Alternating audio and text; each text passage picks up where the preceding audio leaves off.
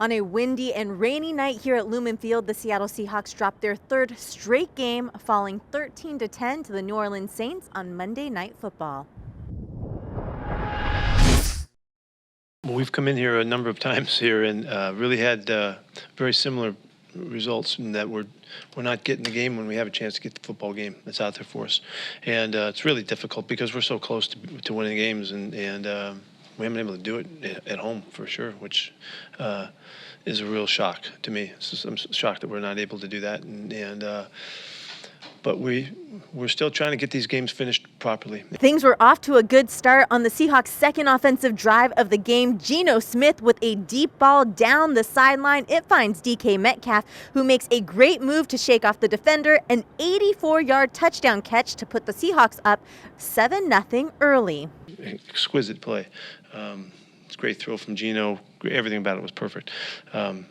And, you know, that sent a little shockwave to them, too, and they kept going over the top of them a lot and tried to do everything they could to keep them from getting the football. The defense's bend but don't break philosophy was on display early in the second quarter. A drive that lasted over 10 minutes was stopped by Jordan Brooks, who had an incredible leaping pass breakup on 3rd and goal to force a field goal. The Seahawks defense was stout on third downs, allowing the Saints to convert on just 2 of 13 attempts. You know, we're taking pride in that because last year that was that's where we were getting hurt the most, you know, and that's a point of emphasis going into this year's getting off the field on third down. I thought we've been playing better these last 2 weeks, and that's just guys communicating. Early on during the year, we were just having communication problems, and it led to this play, to that play. And I think guys are talking better, and the chemistry is growing on that side. And so we're going to continue to do what we do and get a win here soon.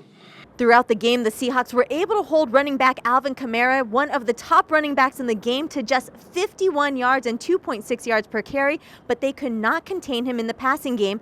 Kamara racked up 128 receiving yards and a touchdown. You know, he just made some good plays. I didn't see all of them because I was guarding somebody else, but, you know, it seemed like he just got inside of us. And with a guy like that, you can't let him get inside of you. So, you know, they made some good plays, made some good calls, and he executed. In the third quarter, with the Seahawks down 10-7, Ugo Amadi forces a fumble on a Saints tight end, and Jordan Brooks comes up with it. The Seahawks would capitalize on the turnover with a 50-yard Jason Myers field goal to tie things up at 10-all, and it looked like momentum was on their side. It was a great job by the defense, man. It was a great hit. I think it was Ugo who made the hit. It was a great hit. You know, that's what they do. They make plays on defense. They did a great job all night. I feel like we got the ball there, and one thing that I'll say is that finishing drives is huge, and then rewarding our defense whenever they do get a turnover like that. You know, we preferably want to get 7, and so you know, whatever we have to do to make sure that happens, we got to watch the tape, and we've all got to take ownership. You know, really take ownership and figure out what each individual can do to make sure that gets done. The Seahawks offense started to get into a rhythm in the fourth quarter, trying to break up the tie on a big 3-11. Geno Smith is sacked for a big loss. Myers would come out for a difficult 50-yard field goal attempt into the win, and it would go wide. Later in the fourth quarter, the Seahawks couldn't get out of their own way with penalties.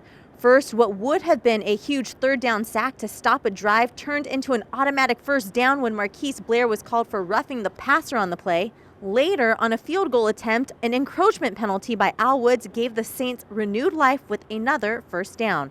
The Saints would eventually kick a field goal to go up 13-10.